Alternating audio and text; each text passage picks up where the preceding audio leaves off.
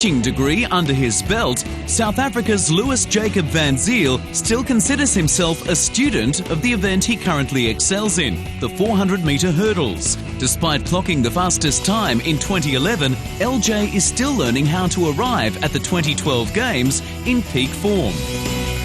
Yes, in 2011 I was the fastest man in the 400-metre hurdles. To convert that in a medal at the Olympic Games, I think yes, my timing was in 2011 about 6 weeks too early. I ran my best times in May until end of June.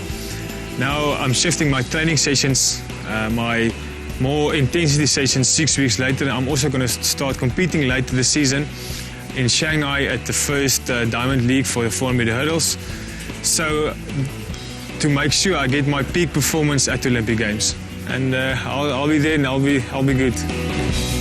The Olympics are a dream come true for most athletes. For the Bloemfontein native, it was one particular Games as a youngster that set him off on his own athletics career. I can still remember the 1992 Olympic Games in Barcelona, the first Olympics South Africa competed in.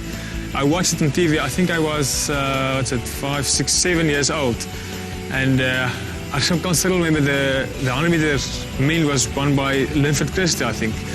And I told my parents I also want to do the 400-metre hurdles. And after we watched it, we went outside. I went for 20 or 30-metre sprints outside. I also want to be a sprinter and a hurdler. And I made like boxes and I jumped over it. And I've got still videos of that memories.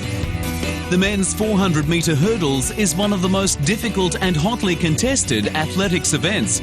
Gold medal alumni of the sport include Edwin Moses, Glenn Davis and Angelo Taylor. This Olympics will be no different, with athletes from Puerto Rico, the US and home favourite Day Green all in running for gold.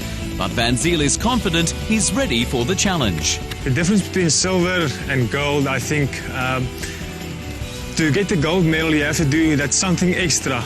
If you just do the program with your coach, he's telling you you're just going to stay with bronze and silver. I think that extra mile you have to walk, that's the difference definitely between a bronze and the gold. The mental change, you have to make a switch in your mind. For instance, myself, I struggled 5 years to get below 48 seconds in the 400-metre hurdles. And as soon as I made that mental switch, I did it 5 times below 48 seconds. And I think you have to believe in yourself. You have to believe in your coach, believe in your training. And as soon as you make that switch, a lot of good things will come to you. A tactical race, the event takes more than just flat-out speed. Of course, you have speed, hurdle techniques. Of course, your stride pattern has got to be sorted out before a competition. You don't just get into the blocks and you think, okay, today we run like this. And of course, hard work. You have to sprint at the end, and that last endurance. There's also a difference between a gold and a bronze medal. That last 40-metre sprint you have to do. Meter hurdles is one of the toughest events on the track, and it's a lot of effort you have to put in. Now I've got my own tactics. I don't make them public. I just start the race. I don't have specific tactics against whoever is in the race. I just got my own lane, my own 10 hurdles, and my strategies in my head. Doesn't matter who's against me. Van Zyl carries the hopes of South Africa in the event, a country with a history of success over 400 metres. I think South Africa got a good tradition in the 400-metre hurdles. Since Gert Potgieter 50 years ago, he won medals at good champs. And from then on, this is the tradition. And I think we inspired each other.